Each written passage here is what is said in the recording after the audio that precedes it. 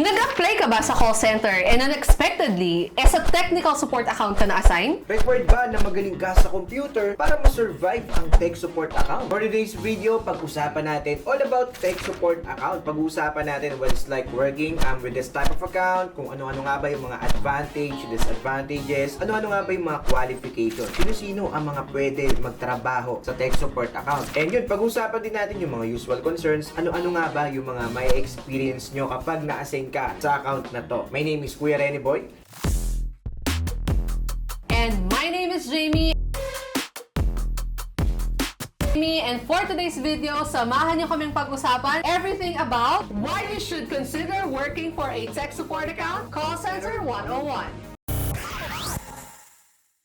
Maswerte ka na naman at napanood mo tong video na to dahil pag-uusapan natin ang account ng mga super science. And maswerte ka rin if napadpad ka sa video na to, especially if you're currently looking for a job, because Metacom definitely got your back as we are currently hiring for call center agents, specifically yung mga technical support representative. Kaya kung bago ka lang sa channel na to, make sure na i-like mo tong video na to at syempre don't forget to click the subscribe button at yung notification bell tapos naka-all para updated ka sa mga paparating namin mga video at yung application form available nasa description sa baba. So una-una Kuya Rene Boy, no, dapat nating alamin and i-enlighten yung mga meta tips natin dyan. Ano-ano nga ba yung qualifications para maging isang technical support agent or representative? Let's say, kailangan ba ano ka dyan, computer engineer or IT graduate ka or hindi naman? Hindi naman. Kasi kapag technical support guys, hindi naman yan limited sa isang type lang eh. Kapag sinabi natin technical support, may mga LOB pa rin yan. Iba-iba pa rin. May technical support na level 1, may Okay. level 2. Depende sa account na hinahandle nila. Meron ding voice, meron ding non-voice dyan. Iba-iba. So kapag medyo madali or magaan yung isang account or yung LOB, kahit high school graduate. Pwede. Kahit Wow. hindi programmer, IT graduate, kahit walang hindi computer related yung course mo, pwede. Pero may mga account na technical support, talaga na hinahanap talaga nila is medyo may alam. Medyo Sa relevant computer. Yes, yung relevant yung pinag-aralan. pinag-aralan. Minsan, nire-record talaga nila na kailangang IT graduate.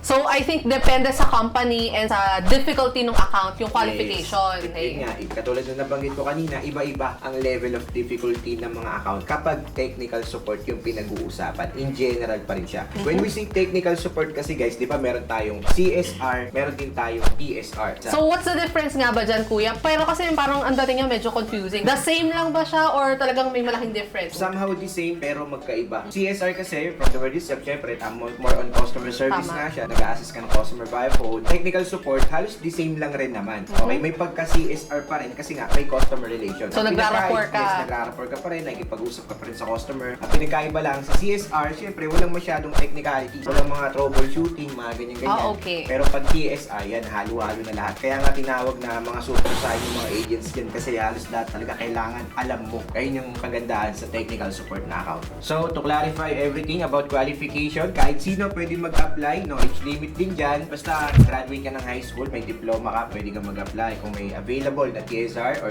halimbawa na profile ka sa account na yun, unexpectedly hindi mo alam, di ba? Pwede ka pa rin maging technical support kasi nga may mga trainings naman. Correct. Kumbaga, Trainings are provided as always. yes, provided yan, mapapamiliarize kayo sa mga products, services, kung home phone ba yan, kung tablet, kung anong klaseng electronic printer.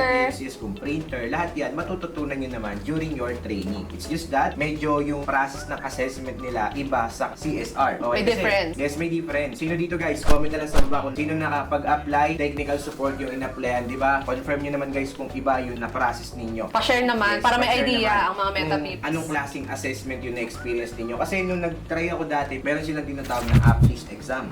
Mas mahirap yun sa customer service. Parang medyo hindi siya familiar kasi usually, di ba, parang mga Versa. Oo. Pagdating sa TSR, meron silang tinatawag na mga kakaibang exam. May mga app-list, tapos more on troubleshooting, tapos yung mock call din, iba rin. Talagang magto-troubleshoot ka. Oo. So yung nagkaka-idea, yung mga meta tips natin, ganun yung mga ginagawa kapag technical support account yung mapoprofile sa'yo. So yun na nga rin, Kuya Rene Boy, bilang follow-up dyan sa shinare mo, kanina mo pa nababanggit na pag sa technical support account, maraming line of business, may voice, non-voice. So ano ba yung mga product and services din na kinikater or let's say parang pino-provide ng isang technical support account? Sa tech support, usually ito yung mga electronic gadgets. May mga appliances, TV, cable, lalo lalong-lalo na computer yan. Kasama yan sa gadget, saka sa mga electronics. More on, bawa, troubleshooting. Minsan may mga account inquiries din dyan, general inquiries about their account, subscription. Meron nga rin telco eh. Diba katulad na nabanggit ko sa nakaraang video, meron mga hybrid technical support na telco. Basta marami yan guys, malawak. Pag sinabi nating technical support, hindi lang siya limited sa computer. Basta all about electronics, gadgets, appliances, everything. Pasok din dyan yung mga hardware, mga software, especially yung mga phone, tablets, TV, tsaka yung mga streaming services like yung Netflix. Halimbawa yung customer tumatawag dahil di gumagana yung Netflix niya sa bahay. Yan, dyan na papasok yung technical support. Siyempre, i-assist niya. Ipapakita niya yung step-by-step procedure para ma-reconnect siya dun sa streaming services niya. Pero linawin lang din natin, Kuya Rene Boy, no? So sa dami ng nabanggit mo na yan, lahat ng yon is part siya, di ba, ng pagiging tech support representative or nandun siya sa tech support account. Ano ba yung mga, let's say, hardware na pinag-uusapan natin dito? Yung bilihan ba ito ng mga pako or what? Sinabi nating hardware, ito yung mga peripherals ng computer. Okay, yung tangible, yung nahahawakan mo. For example, yung monitor, yung keyboard, yung mouse, everything na nasa loob ng CPU, lahat yan ay hardware. When we say software naman, ito lahat yung mga gumagana sa loob ng computer ninyo. Mga system, application, mga OS. Yan, Microsoft, yes. kasama ba? Pati mga application, yes, yung mga Microsoft katulad yan. Lahat yan ay software. At yun, kapag knowledgeable ka sa mga bagay na yan, matik, meron kang chance talaga na ma-assign sa tech support account. Ngayon naman, Metapips and Kuya Rene Boy, napag-usapan natin kung ano nga ba yung na-experience ng mga technical support account agent on a daily basis habang nasa shift sila. So, unang-una na dyan, syempre, makaka-receive sila ng mga calls and concerns from the customers asking them troubleshoot something. Say, for example, ngayon, nabanggit mo kanina, Netflix, di ba kasama yan? So, usual concern, tatawag ang customer or client, I can't open my television, I can't connect to the internet and watch Netflix. Basically, as a technical support representative, you have to walk them through paano nila mapapagana yun. So, maybe you can start by suggesting, check if naka-connect ba or nakasaksak yung television nila, if connected sila sa internet. You may ask them to restart the television or insert the password to their Wi-Fi. Restart everything. So, technically, ang kailangan mo baunin as a technical support representative is mahabang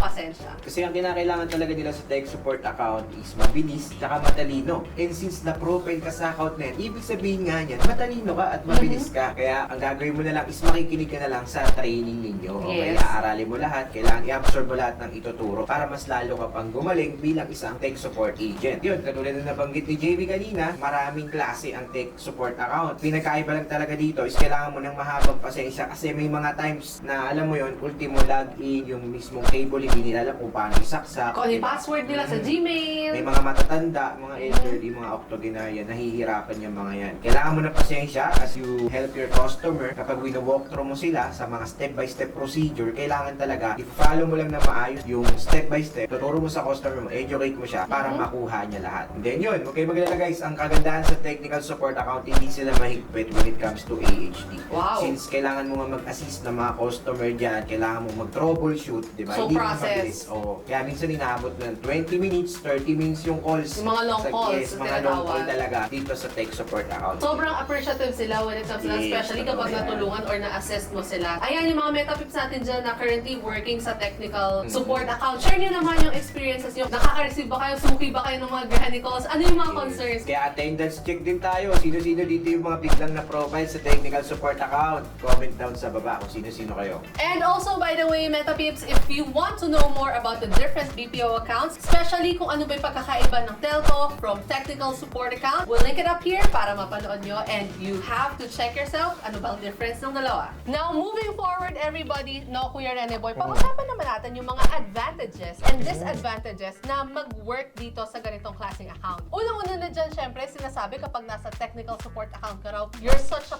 cool and smart kid. Diba? May Yes, mga ganyang totoo bansa. Karaniwan dito sila nalilinya ng trabaho. Aside from that, another advantage is that yung satisfaction na nakukuha mo from helping the customer resolve their concerns. And usually, hindi naman daw siya matatawag na petics, no? Based sa mga na-interview natin, nakausap natin. Hindi siya petics na account, pero hindi rin naman siya ganun kadali. And also Yes. then, hindi ganun karami yung irate customers. And actually, marami rin thankful na clients or customers ang makakausap mo dito. Especially if natulungan mo silang mag-reset ng gadget nila or any concern nga na tinawag nila sa'yo. And also, medyo madali lang din kahit paano yung mga tasks na gagawin dito. Like for Yes. example, tulungan mo silang mag-hard reset ng gadget. And also, another advantage ng pagtatrabaho dito sa account na to is yung mga commissions and yung kikitain mo from upselling. For example, i-upsell mo yung warranty ng customer, kung ano yung in-avail niya, and also yung mga commissions na makukuha mo pag naka-earn ka ng CSAT from the customers na natulungan mo and natuwa sa'yo. And pag-usapan naman natin yung mga disadvantages. Okay. Sa mga disadvantages, medyo kailangan dito ng pasensya talaga. Kailangan makilala mo muna yung sarili mo. Baka ikaw yung tipo ng tao na short-tempered, mabilis ka mapikon, kasi kailangan ng mahabang pasensya. Lalo-lalo na pag magto-troubleshoot ka, i-assess mo yung customer mo. Kailangan mo sabihin yung step 1, step 2, step 3 ng maayos, nang walang palya. Kailangan kasi magagawa mo kung ano yung binibigay, yung prescribed script na binibigay ng company ninyo. Kailangan magagamit mo na maayos lahat yan. Kung wala kang pasensya, kung ikaw yung tipo ng tao mabilis mapikon, wala, hindi ka nababagay sa technical support account. Pero yun, lagi ko sasabihin sa inyo guys na masaya sa technical support, katulad ng sabi ni Jamie kanina, lalo na kapag na-assist or na-resolve mo yung issue ng customer mo, sobrang magpapasalamat pa yan sa'yo. And maraming ways guys sa technical support account, kasi meron dyan mga option katulad ng tech visit. Halimbawa, hindi na kaya ng powers mo, hindi mo na kayang i-assist yung customer mo, merong option doon para sa tech visit. Yung technician ng company ninyo, papupuntahin doon sa mismong bahay ng customer ninyo. Meron din dyan mga transfer to SME, transfer to TL. Tipong hindi na kaya ng powers mo talaga, pwede mong ipasa yan sa mga mas nakakataas sa'yo. So, kumbaga, meron namang support, may escalation. Yes, laging merong support at merong escalation team na laging gagabay sa'yo dyan. So,